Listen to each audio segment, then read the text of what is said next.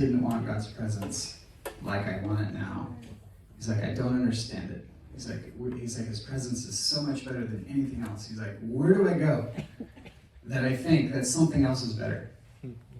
He's like, it happens all the time. All of a sudden I'm like, this is better, or that's better. He's like, but there's nothing even close. He's like, how do we get to those places where we start thinking something's better than God's presence?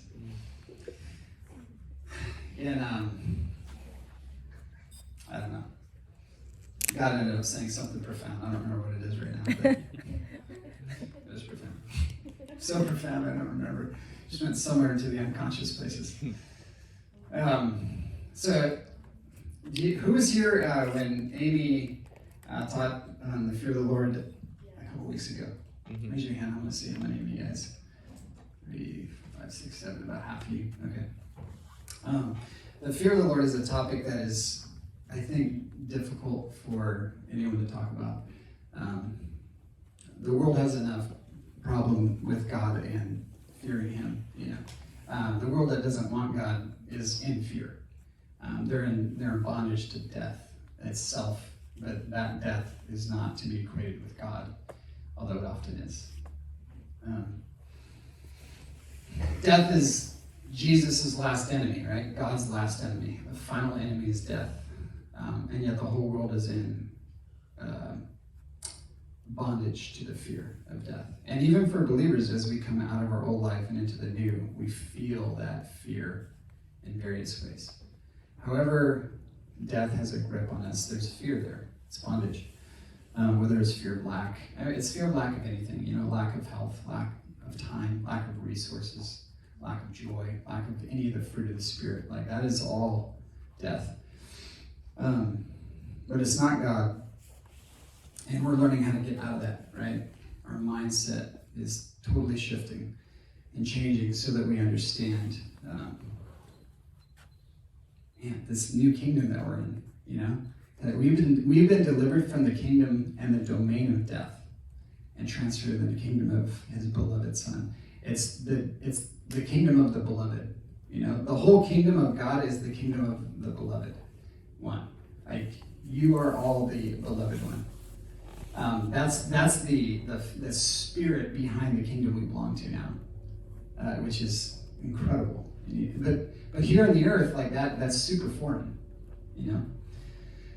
because the spirits in the earth do anything to convince you that you're not the beloved one, that you're anything but deserving of being loved like the beloved one. And our old thought patterns are quick to agree with accusations like that because we've been raised to think that we have to earn love and we have to deserve it. And any child who has a loving mother and father knows intuitively that they don't have to earn love. They're just loved. They have a mother and a father that choose to love them, and they're built up in that love constantly. God is love, and He chooses to love us every second of every day and every night. In this time, in this place, in this existence, and outside it, He is love. And the concept of Him being love is so huge that we barely scratch the surface all the time whenever we talk about it. It takes revelation to grasp bits and pieces of His love for us, but we know it transforms us. We know it removes the fear of death and the fear of punishment and the fear of torment. It gets removed, as we submit to His love. It actually takes the fear and trembling to come to His love and receive it, because we think we need to deserve it, and there's no way you can come and receive it unless you receive mercy, unless you humble yourself, unless you let go of the fear of death, and it's that place of the crucifixion where you die and you let His love rebirth you. You get rebirthed in love. So as I was this is day one of a new year, right? For the Western world, at least, not for the Hebrews, but for the Western world, we're saying this is a new year. And so there's a certain newness that we're all being invited into right now. And I'll just say right now, before I get back into my message, put your antennas up, put your spiritual antenna up and ask what God is saying and what he's doing with you, with your life, with your trajectory. Do some contemplating, do some thinking, and do it slowly and do it patiently, because he's very kind. And he's going to speak to you tenderly, quietly, patiently. He's not going to invade where you don't want him to speak, usually. That's not his regular way. He's a good father. He's a good parent. So give him room to speak into your life as you guys start this new year. I'm sure he has lots of exciting things to share with you, and some good direction. Yeah. Related to the Andrew announcements? No. Do you have an announcement you want to give right now? Go ahead.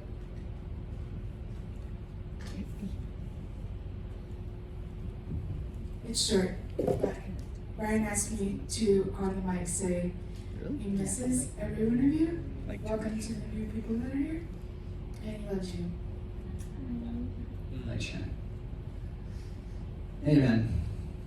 All right. Well, new year. Dive in. All right. All right. The fear of the Lord. When I studied this topic, the main thing, and today, this is what happened this morning. I was like, what in the world am I getting myself into? The more that I try to dig in, the more that I realize I don't know anything. And it's like it's a paradoxical place, because it sucks. On one end, you're like, oh my God, I freaking know nothing, and it's discouraging. But then when you actually just take a step back and realize what you're looking at, you realize, okay, it's supposed to be like that, because it has to be the Lord that reveals these things to us. Yeah. The fear of the Lord is not revealed by human flesh. It's not revealed by a neat, nice doctrine. The fear of the Lord is a revelation. Yeah. And we need God to teach us what it means. And so I'm gonna go through some scriptures on the fear of the Lord, and I want to show you different aspects of the gem, different facets. And so let God speak into your heart on what this means.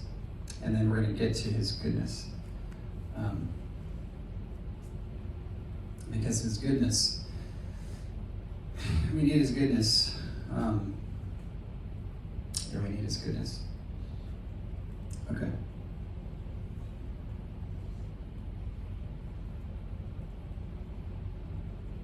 Psalm 2:11. Worship the Lord with fear or reverence, and rejoice with trembling. Psalm 19:9. The fear of the Lord is clean, enduring forever. Psalm 34:9. Oh, fear the Lord, you his saints, for to those who fear him there is no want. That means he supplies you with everything. It doesn't say needs, it says want. That's key.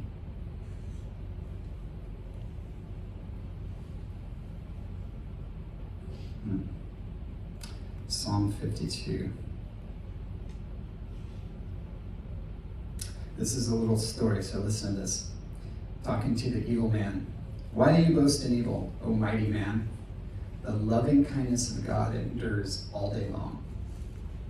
Your tongue devises destruction like a sharp razor, O worker of deceit.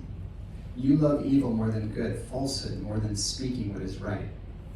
Selah. You love all words that devour, O deceitful tongue. But God will break you down forever. He will snatch you up and tear you away from your tent and uproot you from the land of the living. Selah. The righteous will see and fear. So notice the righteous doesn't look at the wicked and talk trash back to the wicked. The righteous see the wicked and they fear for them. They're like, oh man, they don't know.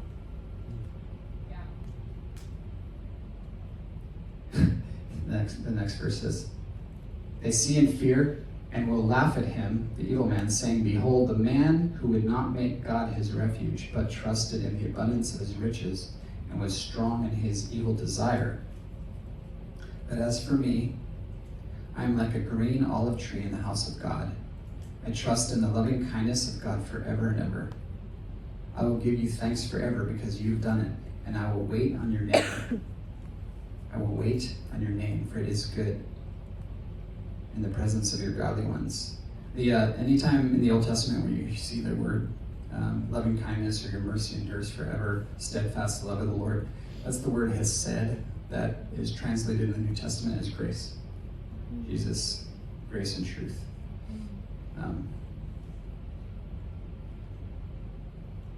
Psalm 103, 11 to 13 and 17. If you want to grow in God's goodness, I would highly suggest meditating on Psalm 103. He has not dealt with us according to our sins, nor rewarded us according to our iniquities. For as high as the heavens are above the earth, so great is his loving kindness toward those who fear him. As far as the east is from the west, so far as he removed our transgressions from us. Just as a father has compassion on his children, so the Lord has compassion on those who fear him. But the loving kindness of the Lord, or the grace of the Lord, is from everlasting to everlasting on those who fear him. Psalm 115, 13. He will bless those who fear the Lord, the small together with the great. He will bless those who fear the Lord. Psalm 145, 14 to 19. The Lord sustains all who fall and raises up all who are bowed down. The eyes of all look to you, and you give them their food in due time. You open your hand and you satisfy the desire of every living thing. The Lord is righteous in all his ways and kind in all his deeds. The Lord is near to all who call upon him, in truth. He will fulfill the desires of those who fear him. Hear that? He will fulfill the desires of those who fear him. He will also hear their cry and will save them. The Lord keeps all who love him, but all the wicked he will destroy. Psalm 147:11. The Lord favors those who fear him, for those who wait for his loving kindness or grace.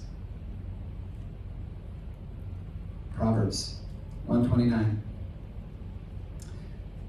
Because they hated knowledge and did not choose the fear of the Lord. And on it goes. What I want to pull out right there is the fear of the Lord is a choice. It doesn't make you fear him. He doesn't run at you and intimidate you so that you're fearful. Right? That's what the enemy does. There's a very strong meaning of respect in the fear of the Lord. Respect, awe. We'll get into that as we get more towards the New Testament. Proverbs 2:3-5. If you cry for discernment, if you lift up your voice for understanding, if you seek her as silver and search for her as a hidden treasure, then you will discern the fear of the Lord and discover the knowledge of God.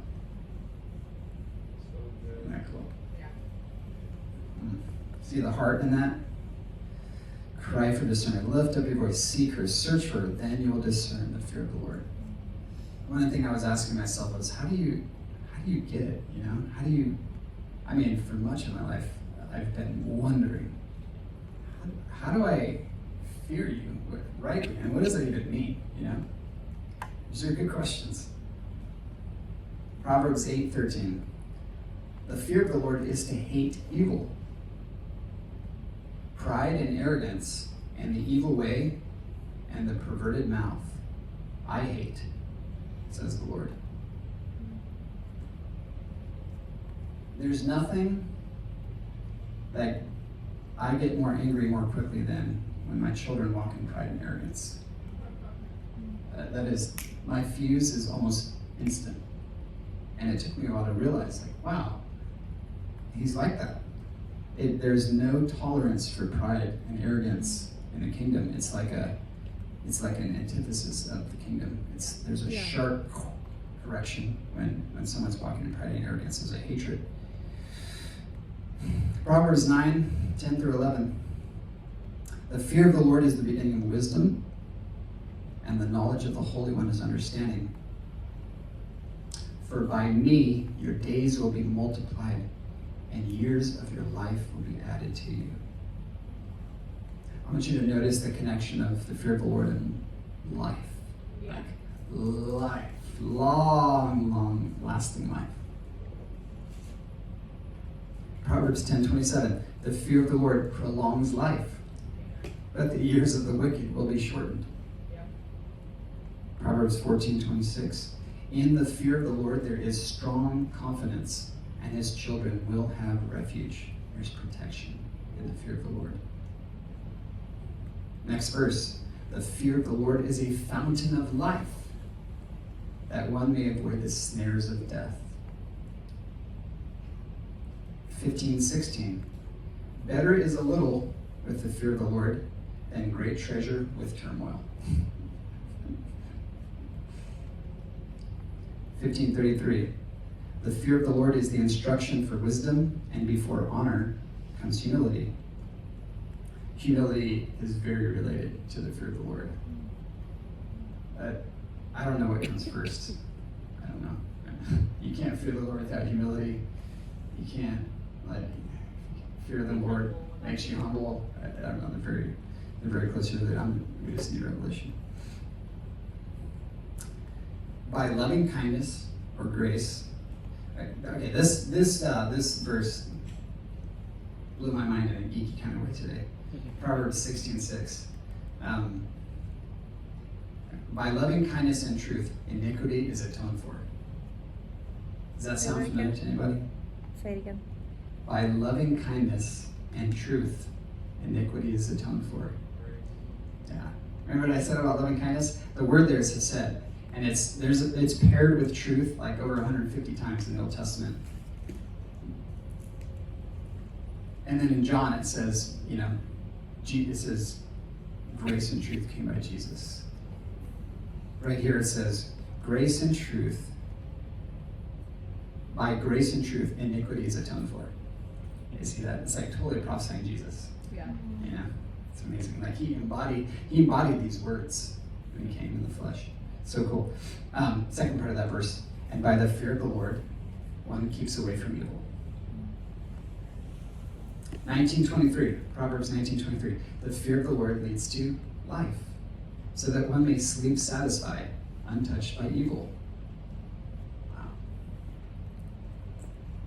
Proverbs 22:4. The reward of humility and the fear of the Lord are riches, honor, and life.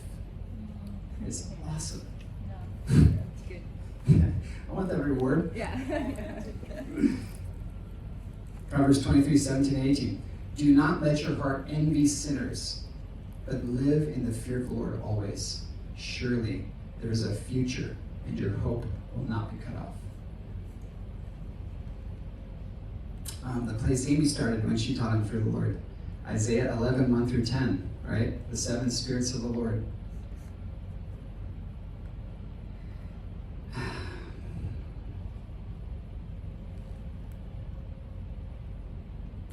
I'll start with verse 5 or 6. He, Jesus, will delight in the fear of the Lord. What does it mean to delight in the fear of the Lord? He will not judge by what his eyes see, nor make a decision by what his ears hear, but with righteousness.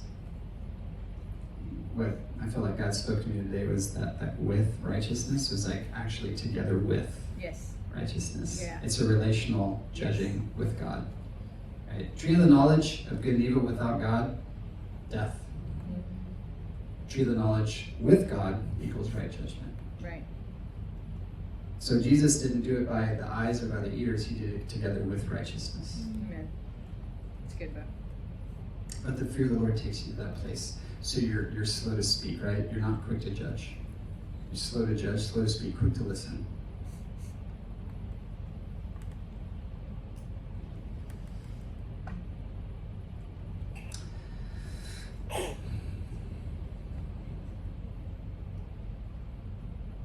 Isaiah 33, 5-6.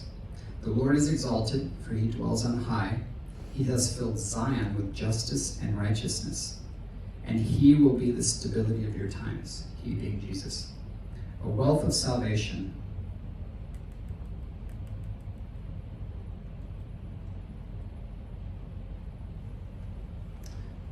A wealth of salvation, wisdom and knowledge. The fear of the Lord is his treasure. That's Jesus. Like, he's saving us. He's made Zion this place, and then saying his treasure is the fear of the Lord. That's incredible. All right, computer, stop bugging out on me.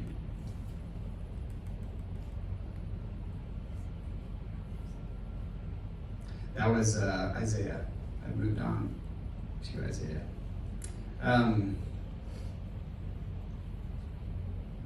In the New Testament, fear, the word fear is used all over.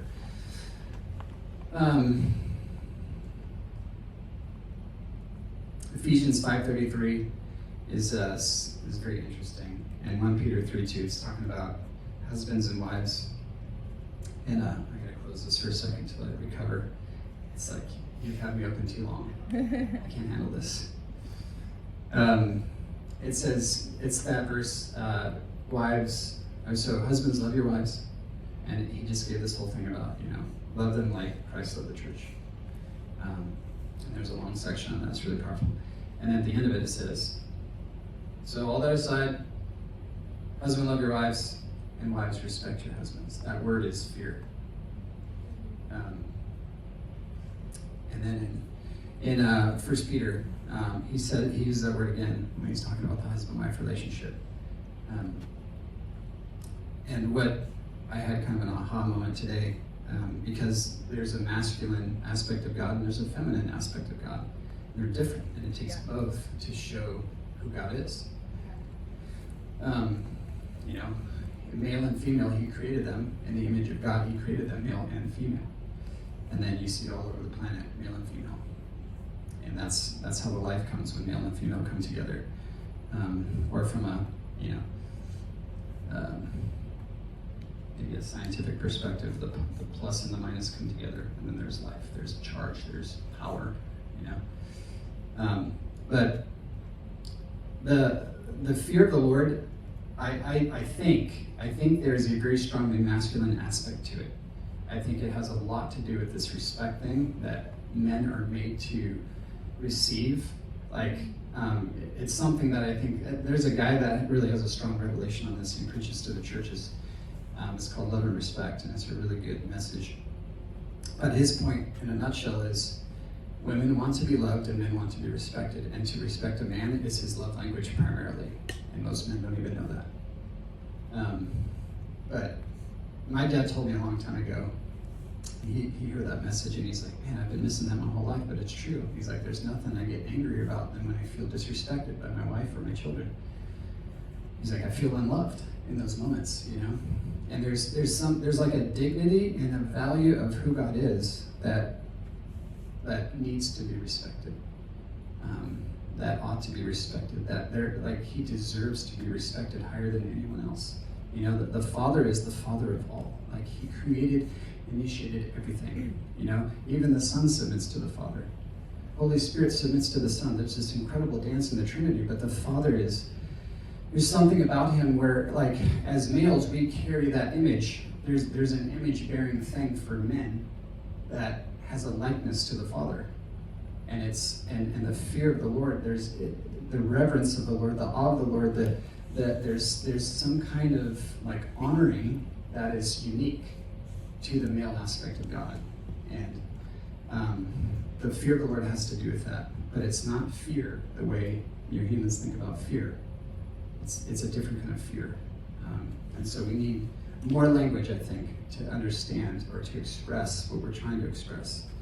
And the best I know right now is respect, is awe, is an honoring, a lifting up, like a it's not subservient, it's like I value you, like I esteem you highly, I see you're very important to me, You know, like what you say matters. Like with the Father, it's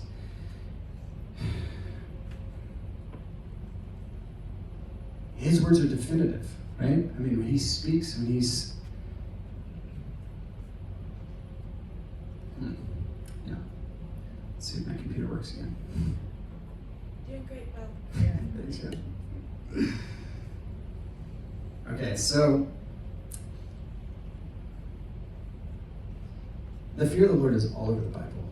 It's overwhelming if you look it up and you start looking up the words. You're like, oh my gosh, it's everywhere. There's hundreds of references to fear, but they're not all fear of the Lord. You know, there's fear of death in there, and there's the earthly kind of fear. And so where we want to go with the fear of the Lord is Jesus actually quoted a psalm that said, I couldn't find it this time, I gotta find it another time, but he quotes a psalm where in the psalm it says, fear the Lord and something else, but he changes the word to say awe or worship, which is super interesting, you know, because Jesus is seeing the fear of the Lord as like worshiping God, you know, but what does that mean? What does it mean to worship God? That's something that, I mean, we've asked Amy to teach our children, and I participate as much as I can because I know that I don't understand hardly anything about worship. I know how to sing a little bit, you know, I know how to follow along in a song, but what does it mean to worship God? Right. I'm still learning. It has to do with a lot of honor, Yeah. right? It has to do with a lot of recognizing someone greater than you, someone more awesome than you. Yeah. It has to do with humility. Okay, so one of the little concepts about the fear of the Lord that helped me along the way to where I am now, which is still nowhere near where I want to be, is the fear of the Lord is like a child running across the street and then being spanked by his mom or dad because they don't understand the dangers, right, of the street. So to communicate to the child, the mom or dad, either it gives a severe word of correction, reproof, or spanks the bottom, right? And it's pain, right? The mom or dad doesn't like that their child feels pain, but far would rather them receive a swift spanking on the bottom and a red hand mark than being hit by a car, right? And so I've said that, you know, that the fear of the hand will introduce the child to wisdom, to listen to the mom or the dad because they don't want to get spanked, you know? They're like, man, you hear that tone and I'm about to cross into the street, you know, I'm going to think twice now because that hurt last time, you know? But how many times have I run across the street and I didn't get hit by a car, mom? You know? Look before you cross the street, guys. Okay. And they're just walking. You know, there's a lack of fear when we walk in our lives into situations, thinking everything's fine, but sometimes it's not, you know? Sometimes it's a very dangerous situation. And so I've seen that little example as a way of introducing understanding or wisdom or knowledge that someone higher than you has for you as a child, you know? And maybe it's something like that with God, you know? It probably breaks down at some point in the analogy, but what I know is this. I know that God is His goodness is beyond our current understanding by far. I know that His goodness, it all boils down to Jesus, because Jesus is the express image of God's goodness. Yeah. You can look through the whole Bible and try to figure out His goodness, but you won't apart from Jesus. He's the only one that makes it clear. And that's where I landed in the end, is, okay, Jesus himself, who He feared the Lord by delighting in the fear of the Lord, and he walked in. He honored God so much that he took him at his word every single time. When the Father said something to him, he took it so serious. You know, his word was above all other words that he received. Man had a lot of words to say to Jesus. I'm sure Mary had a lot of words to say to Jesus. But it didn't compare with what the Father was telling Jesus. And so in the fear of the Lord for Jesus, man, just think about how much he respected what the Father was saying and what the Father was showing him. Enough that he actually, against everyone else around him, including his own disciples, did what he did. The only way he would go to the cross is if he feared the Lord that much, in the way that we're trying to discover, right? He didn't do it because he was scared. He did it because he honored the Father's word and direction in the face of all the resistance. I mean, that's super significant.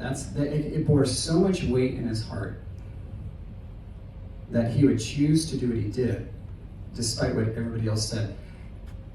Imagine the temptation for the fear of man, for Jesus. You know? I mean, for those of us who understand fear of man to some degree or another, man, it's not an easy thing to deal with. It's why we behave differently in front of people. You know? Somebody else comes in the room and all of a sudden you're acting different. That's fear of man. Yeah.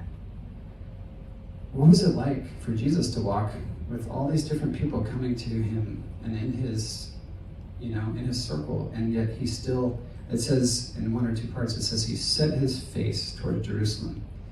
When everyone around was like, what are you doing? They're trying to kill you over there, you know? But I believe he did that, and he continued to do that because of his fear of the Lord. Yeah.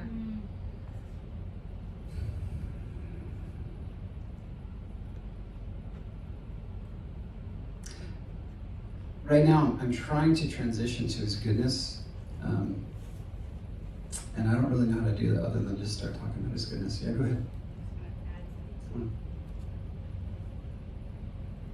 Hey guys, when Bo earlier was talking about God and fear of the Lord, he said something like, what'd you say? He said, it's almost subservient, like you almost feel subservient. He's like, but it's not that. And I think he did that because the way our culture views submission and how it's not a good thing, Right. you know? And I know he doesn't believe that, so I'm coming back here and correcting that. And because the only reason why people have an issue with submission is because they've been burned. Right. They submitted to someone and it wasn't someone they should be submitting to. Right. Someone let them down. But God is 100% goodness, 100% trustworthy, correct, right, righteous in all aspects. So in that sense, it is, we are, did you call the word you use, subservient? Yeah. Submissive. You know what I'm talking about. I mean, that's the only way we can actually have fear of the Lord is to know his goodness. Right. If we don't know his goodness and trust in his goodness, we're not going to want to submit to him. We're going to be fighting that all the time, right? That's my transition. Like with Bo,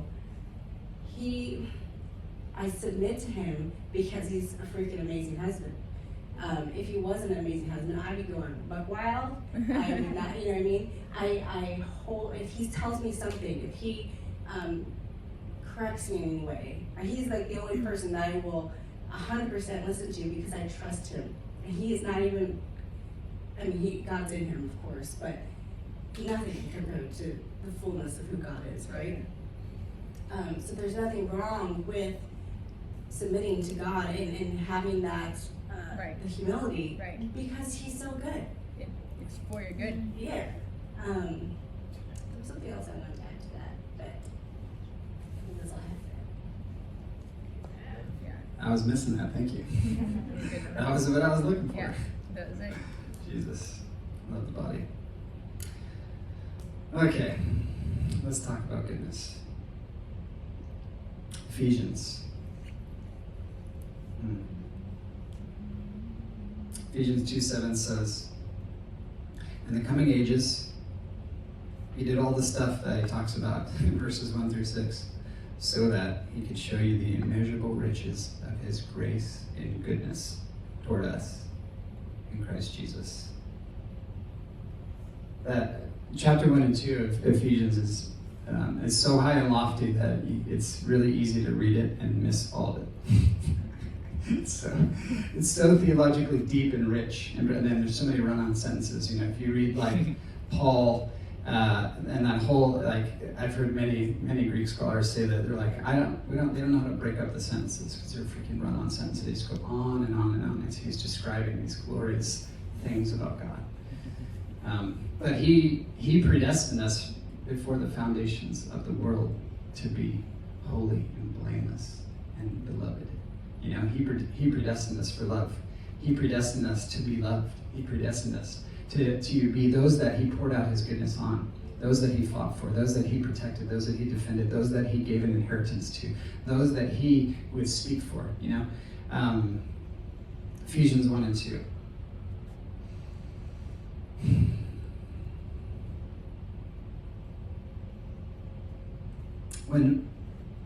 In Romans, when Paul is making his long case, of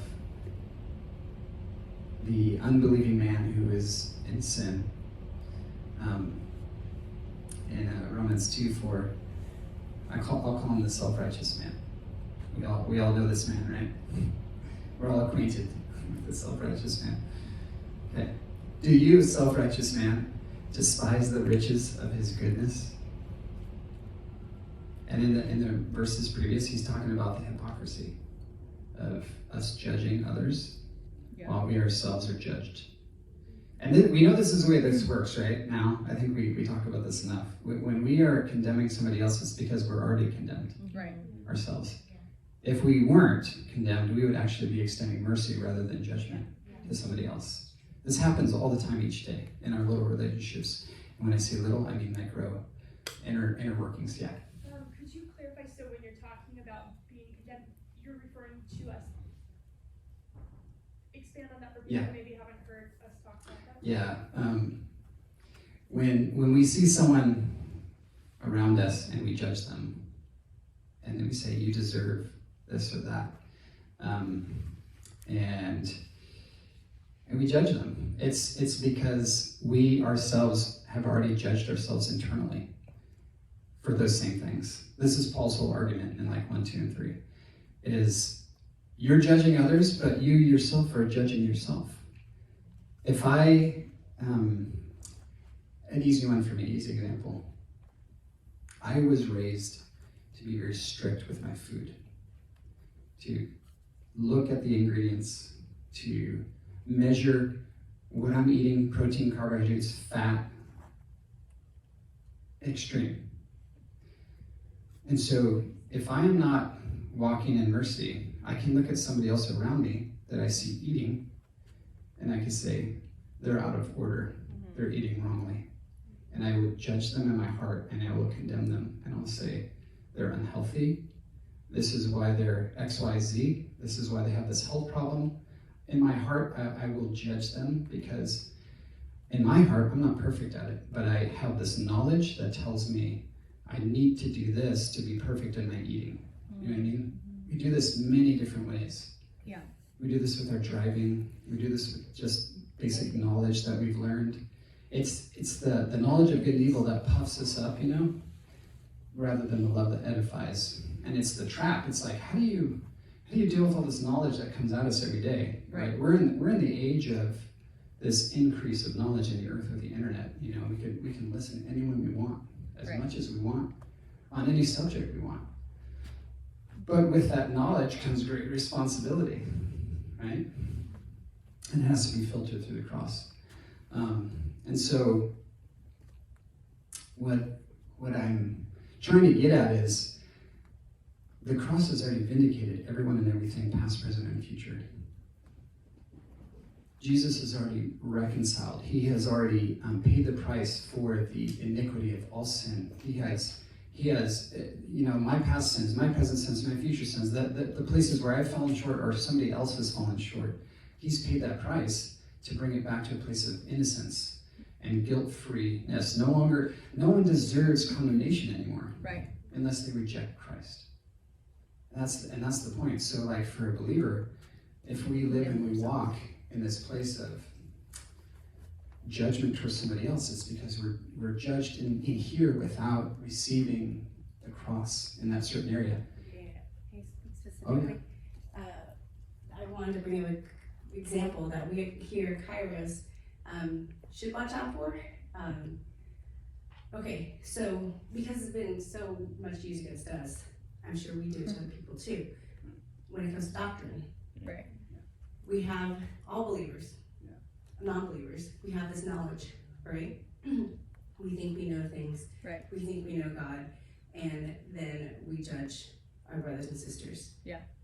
For something that they don't have, we judge. Just like we've all been judged by that. Denominations. Denominations, it's with so much division. This is all because we don't have the fear of the Lord. If we truly have fear of the Lord, we would understand how little we know of Him. We would not be judging others. Yeah. We would be giving grace and compassion and mercy, Yeah. and patience Yeah. to others as well as ourselves. Yeah. Being okay with not knowing things. I'm not me being up here. I have to know and be okay. I don't know. Yeah. I barely know anything. And there's grace for this too, in that same sense. So I just have to say that. That's good. So it's because he has spoken word over every single person. And so if you defile that word that's spoken over them, then you are not fearing the Father. So if he says, I have a plan and a hope and a future for every single person, and then you look into their life and you condemn them, then you're going against his word. You guys hear that? Yeah. It's good. Yeah, because the Father's words over all of us are words of life. Imagine, I think most of us have prayed prayers like this, Father, help me to see them the way you see them, right? You said that? Yeah. To actually believe that is another thing, because he actually believes the best about everybody. He is love. That whole chapter on love, in Corinthians, it doesn't hang on to a record of wrongs. It believes the best, it hopes the best, it endures, love never fails, it's stronger than the grave, according to Song of Solomon. His plan for all of our lives is much bigger. One of the most powerful things we can do for each other is believe bigger for each other. Amen. More like the Father believes. Mm-hmm. And I'm not saying doctrine is bad and wrong. I hope you guys know that. Oh yeah. Yeah. I'm saying know Christ. Amen. Yeah. And Understand all Christ. doctrine Yes. open-handed, but you're still holding something, Yeah. but hold it with open hands. The Pharisees, they had doctrines, they had Jesus right in front of them, they didn't know Right. who he was. Yeah, and they rejected That's him. it. That's good, Norman. Yeah, it's super good. Know Christ. Yeah. Amen. Thank you. Yep. When you said the thing too, when they reject Christ, those are the ones that are condemned. But they're condemned because they're rejecting, not that they deserve condemnation, but they're choosing. They're choosing. condemning themselves. Yeah, because they're remaining in doctrine. Yeah. We're remaining in law. They're remaining in that place. Separation. Where anytime there's that law or there's that doctrine, there's gonna be false judgment and there's Yeah. gonna be condemnation. Yeah. It's Totally. the fruit of it. Totally. Yeah, thank you all. A lot of times with doctrine, like what Nora was saying, you aren't in a posture to receive. Yeah. If you're they're wrong, Yep. you're not, and then you're I can't hear the voice of God. God doesn't speak. Well, Yep. you're not receiving. Yep. You're just telling, Closed. right? Yeah. Yeah. You're just you're wrong, so you're never receiving. Yep. And what you were talking about, tied to humility, Yeah. directly correlated, fear of the Lord with humility. Yeah. Being able to receive Yeah. from God takes the fear of the Lord. Totally. Yeah, and you have to cultivate a heart that doesn't know what you think you know. It's such a paradox. You're the more you know, the more you realize you don't know. Right. Yeah. No, that's it. It's true. And yet, how did Jesus walk in that? But he did all of it for us, so we get to abide in him and receive all the benefits of what he did. Thank you all. In Romans 2:4, it says, hey, don't despise the riches of his goodness. His goodness is supposed to lead you to repent.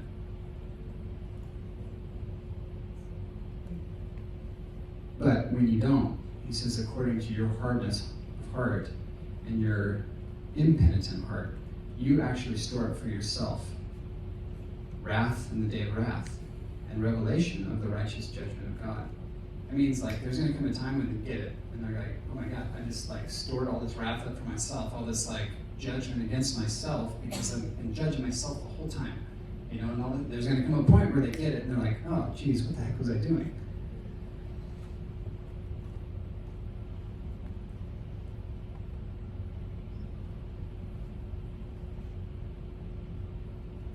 In Jeremiah 33:9, it says this. This is a really neat section leading up to this too. But it says,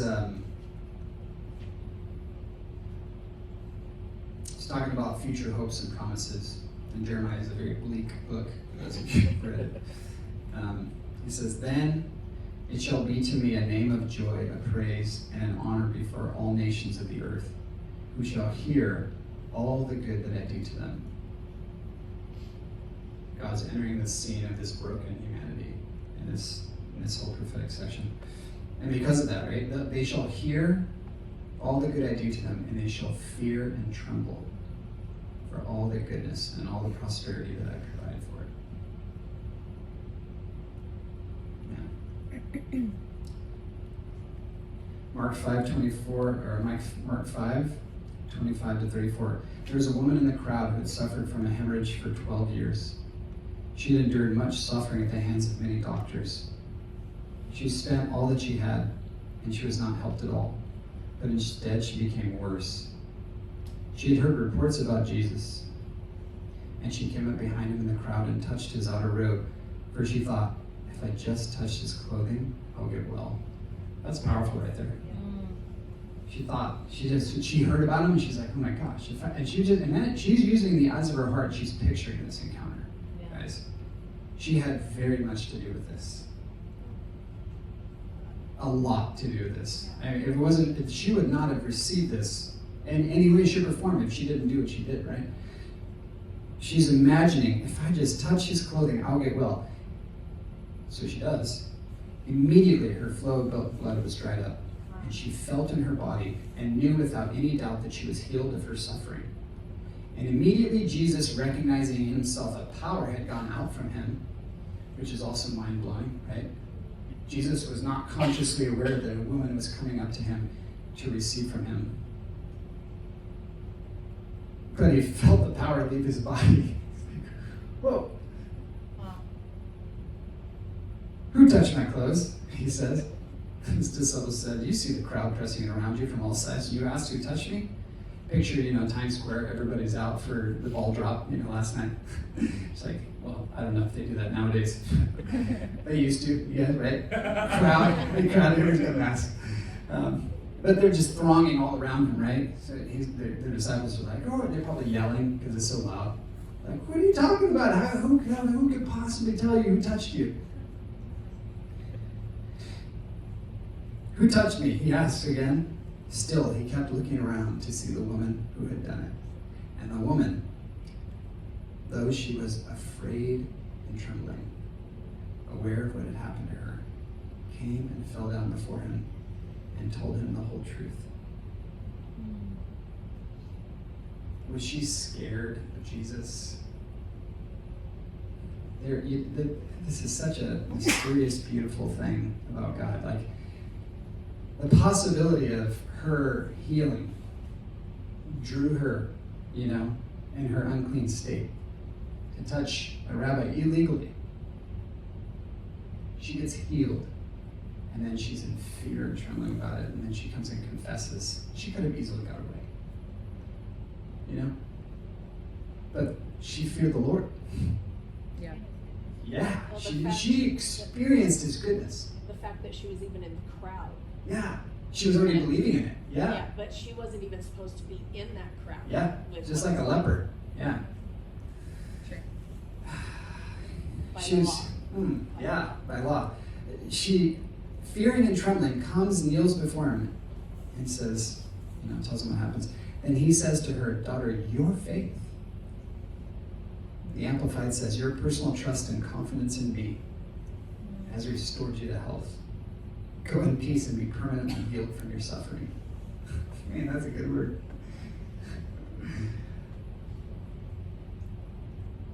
Well, Yeah. to all the, I forget what, like, Amplified, Passion, do they all use the word daughter? I'd have to check them all. I'm not sure. It's definitely daughter. I think that is a literal translation. Yeah, that's what I definitely hear in my mind. I've read many translations of that, and that's significant too. Daughter. Yeah. Instead of you unclean girl. Yeah. You dog. Yeah. Wasn't she older too? Yeah. Yeah, she was. Yeah, which is very interesting. Yeah, I could do a cool study on that. Okay, now we're up to one of my favorite verses, Philippians 2:12 and 13, right? Work out your salvation with fear and trembling. Because it's God who works in you.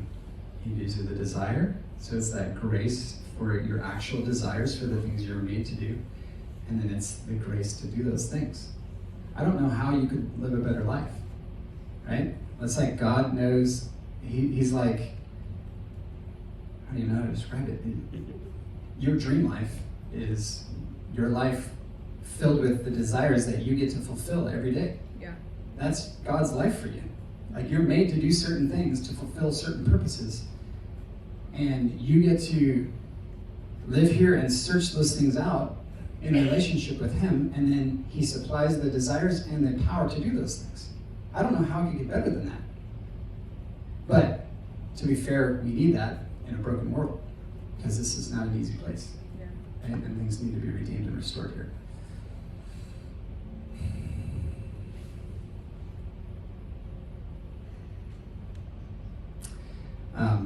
I thought this was a good quote. Resting in the weakness of man makes a pathway for the power of God. There's so much revelation in Philippians, in that little section. Fear and tremble at his goodness. Okay. All right.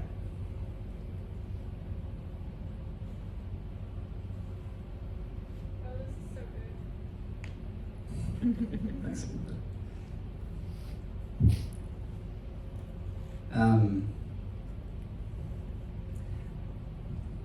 There's a lot of mystery in this topic, the fear of the Lord and the goodness of God. The goodness of God should lead all of us to fear and trembling. Right. His goodness coming to you should not be taken to mean God just approves of everything you're doing. It's probably a sobering thing for us to remember. The goodness of God is meant to help us in fear and trembling so that we actually walk more together with him all the time. We're supposed to do everything with him together. It's a union life. It's not a separated life. It's not I go off on my own and I got this now, see you later. We are one now. Marriage is a mystery of that, revealing more and more of this incredible union we have with God.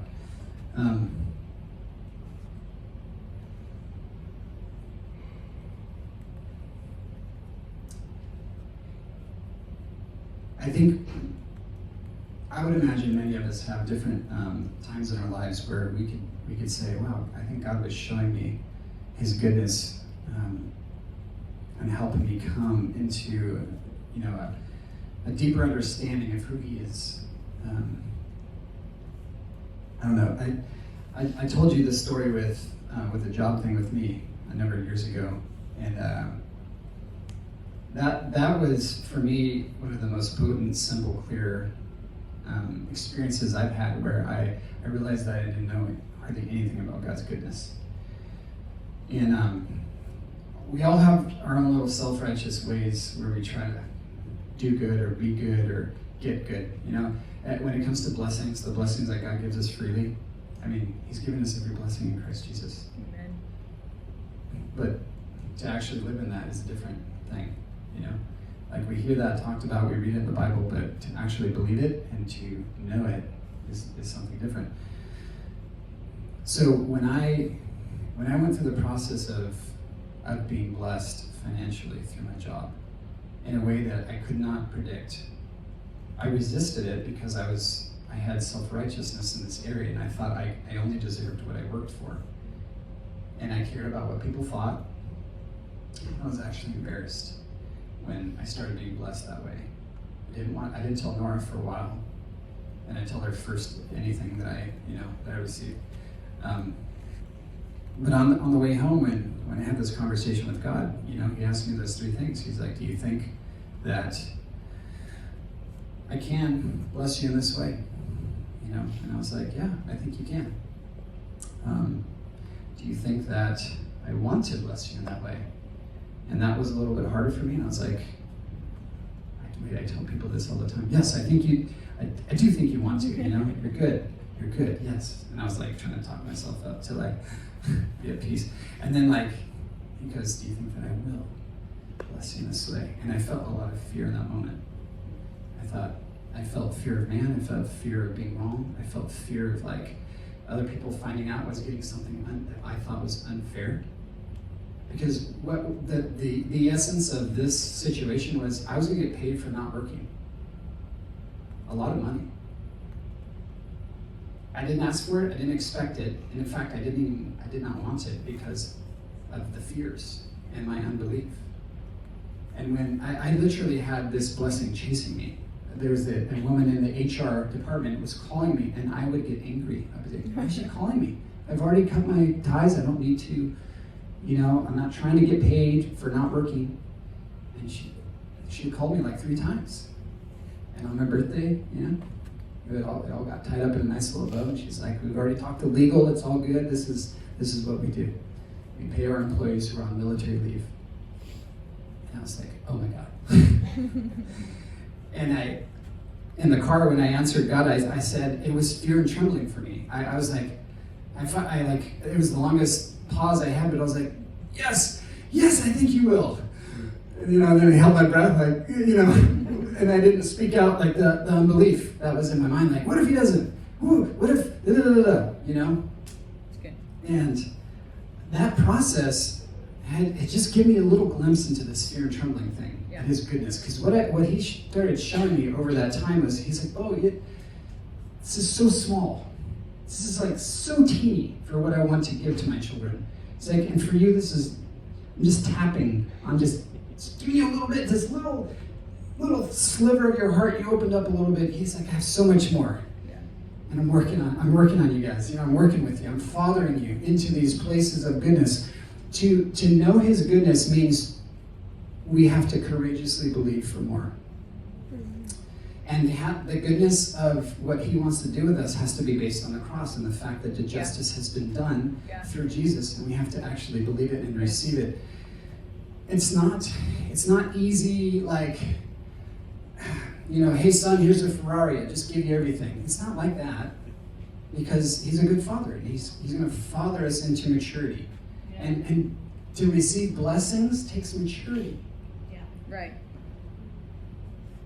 To receive things that are not seeming like blessings takes maturity, right? Right. Paul says, I've learned to abound when I'm rich, and I've learned to abound when I'm poor. Yeah.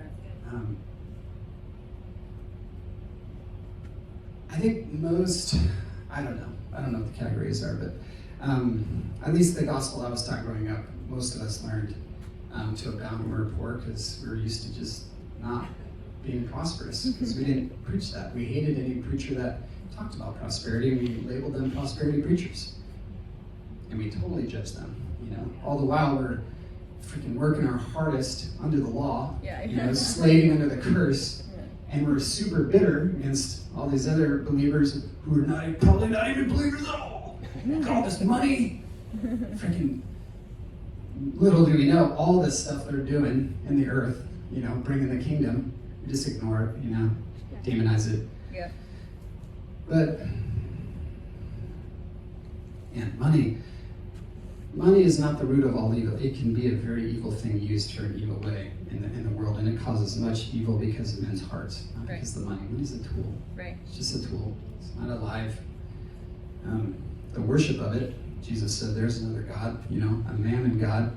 You serve God or you serve mammon. But mammon is not money. Money's just a tool. It's that spirit behind it of like lust for power, control, and dominance, But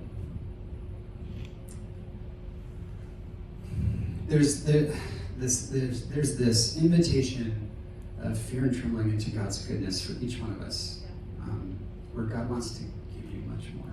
Yeah. And it takes courage to believe. It takes courage. How do you get courage? That comes by grace. How do you get grace? It comes by humility. How do you get humility? I don't know.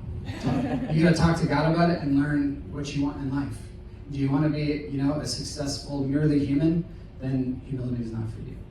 But if you want to be a successful son of God, then you gotta grow in humility and identify with him and his. Because Christ is the ultimate example of humility, and his humility is actually your humility. It's your nature. Your nature is to be humble now, but you just gotta wake up to it.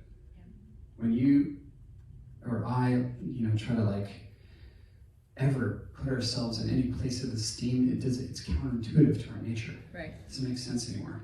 Our nature is to lift others up. Right.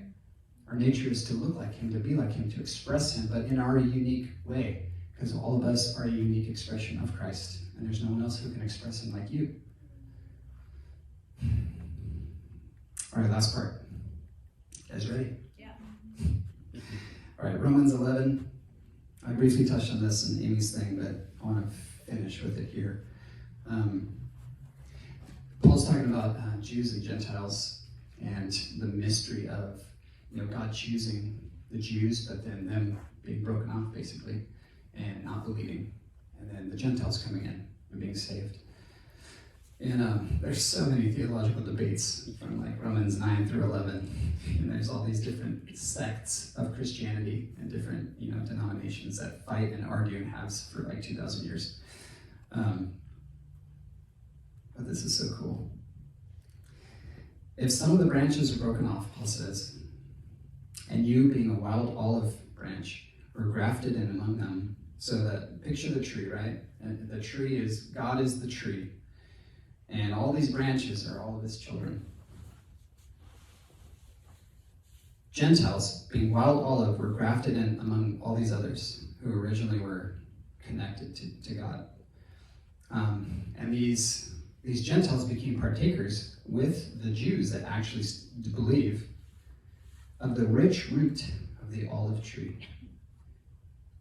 Gentiles, don't be arrogant towards the branches that were broken off.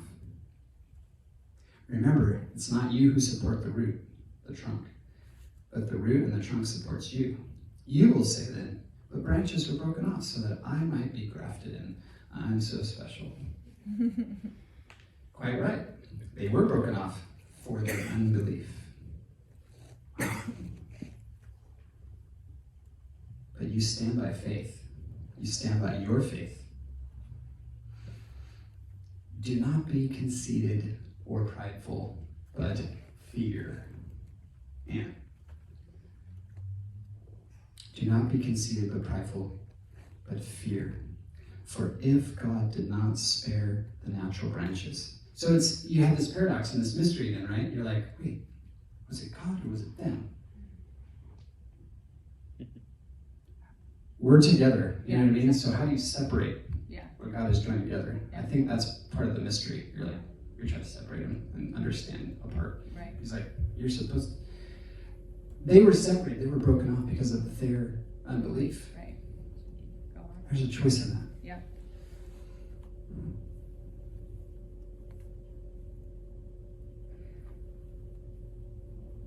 Fear, for if God did not spare the natural branches, the Jews, he will not spare you either. Therefore, behold the goodness of God and the severity of God. To those who fell off because of their unbelief, severity, God gives them what they want. But to you, God's goodness If what? If you continue in his goodness. Yeah. This is a very, very strong encouragement to believe in the goodness of God. Right. Otherwise, you'll be cut off. That's what it says. That's how you fall from grace. You don't believe in his goodness. Right. Exactly. You say, your grace isn't for me. Oh, good job. You just cut yourself off. Yep. Now you're gonna prove your own great doctrine. Yeah. All the while, God's a good father, trying to love you, trying to bless you. Right. You guys get it? Yes. It's very serious, very sobering, very awesome. Yeah. Too good to be true. This is why it requires fear and trembling. Man, it takes courage to believe. Jesus believed perfectly, so there's a rest to enter into Jesus. You don't have to figure out that the enemy will come at you and try to make believing into a work too, right? Right. I think a lot of us have seen that. Believing is a rest; it's not a work. Yes. Jesus has finished this.